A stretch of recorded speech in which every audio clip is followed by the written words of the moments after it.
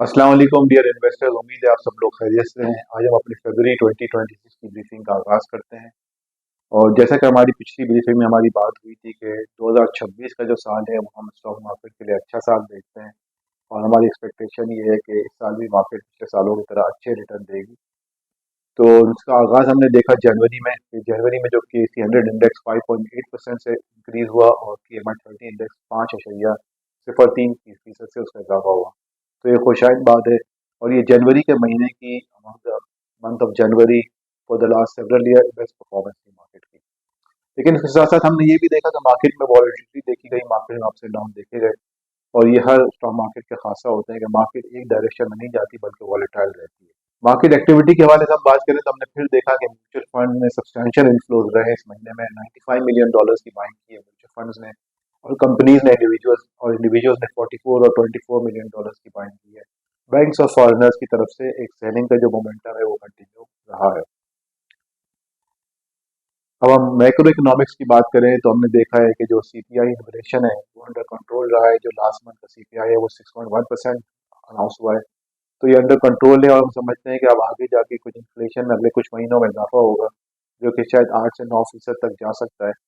लेकिन ओवरऑल जो पूरे साल का जो टारगेट है स्टेट बैंक का 5% से लेकर 7% तक। तो ओवरऑल पूरे साल का इन्फ्लेशन हम एक्सपेक्ट करते हैं कि विद इन दोज लिमिट्स ही रहेगा। जो पॉलिसी रेट स्टेट बैंक की मॉनेटरी पॉलिसी की मीटिंग हुई उसमें उन्होंने अनाउंस किया कि इसको अब अनचेंज रखेंगे। ये मार्केट के लिए थोड़ा सेटबैक था क्योंकि एक्सपेक्टेशन थी कि पॉलिसी रेट में फर्दर कमी होगी 10.5% से। लेकिन एक खुशाइन बात यह है कि स्टेट बैंक ने साथ साथ ये भी कहा कि अपने जो जीडीपी ग्रोथ का जो टारगेट है उसको रिवाइज अप कर रहे हैं। और उसका नया बैंड है 3.75% टू 4.75%। तो अगर हम उसका मिड पॉइंट लें तो समझ लें कि 4.25% जीडीपी ग्रोथ का टारगेट है, जो कि एक खुशाइन बात है। क्योंकि इस वक्त मार्केट में एक कंसर्न ये था कि जीडीपी ग्रोथ नहीं हो रही। दूसरी जो अच्छी बात ये है कि स्टेट बैंक ने कहा है कि रिजर्व जो है जो 16 बिलियन डॉलर के करीब है वो जून तक 18 बिलियन डॉलर करीब चले जाएंगे। और दिसंबर 2026 तक ये तकरीबन शायद 20 बिलियन डॉलर तक चले जाएंगे। काइंडा बॉन्ड की लॉन्च है वो भी एक्सपेक्टेड है in the first quarter of 2026। इसके अलावा अभी रिसेंटली एक प्राइम मिनिस्टर ने एक्सपोर्ट के लिए कुछ रिलीफ पैकेज अनाउंस किया है और इंडस्ट्री के लिए इलेक्ट्रिसिटी पर रिलीफ पैकेज अनाउंस किया है। ये खुशाइन बात है। जिस तरह पाकिस्तान को फिजिकल पेज मिल रही है तो उसको यूटिलाइज किया जा रहा है बेनिफिट्स देने के लिए इंडस्ट्री को, जिससे इनकी ग्रोथ में इजाफा हो सके। पीआई की प्राइवेटाइजेशन की हमने बात की थी। अभी एक्सपेक्टेशन है कि जो 75% स्टेक जो गवर्नमेंट ऑलरेडी बेच चुकी है, बाकी 25% स्टेक भी जो है वो इसी क्वार्टर के अंदर अंदर इसको सेल कर दिया जाएगा, जिसके लिए ऑलरेडी प्री डिटरमिन्ड प्राइस है 45 बिलियन रुपीज़।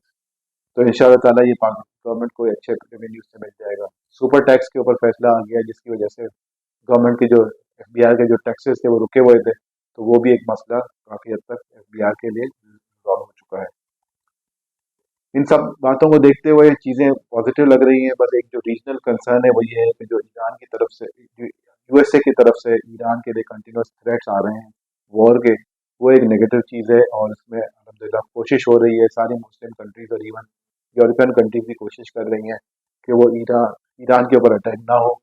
क्योंकि अगर ये अटैक होता है तो पाकिस्तान की इकोनॉमी के लिए भी ये नुकसान होगा। इसके अलावा हमने देखा है कि रिसेंटली गोल्ड और सिल्वर मार्केट में बहुत वॉलेटिलिटी रही है, बहुत सब्सटैंशियल इंक्रीज आए थे। और एक major correction over the weekend आया है जो कि कंटिन्यू कर रहा है।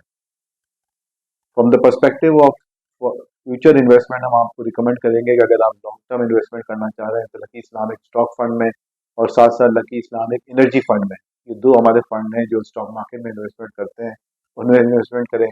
अगर आपके पास लिक्विडिटी शॉर्ट टर्म के लिए तो lucky Islamic money market fund या लकी इस्लामिक इनकम फंड में इन्वेस्ट करें। अगर आपको डेली डिविडेंड चाहिए तो लकी इस्लामिक कैश फंड में इन्वेस्टमेंट करें। और अगर आप अपने रिटायरमेंट के लिए सेव करना चाह रहे हैं तो लकी इस्लामिक पेंशन फंड में सेव करें। इसके साथ ही आज की ब्रीफिंग का हम काम करते हैं। जज़ाकल्लाह। अस्सलाम वालेकुम। म्यूचुअल फंड्स में सरमायाकारी के नताइज मार्केट के हालात पर मुनसर हैं। सरमायाकारी की पॉलिसी और रिस्क को बखूबी समझने के लिए ऑफिंग दस्तावेजात का मुताला कीजिए।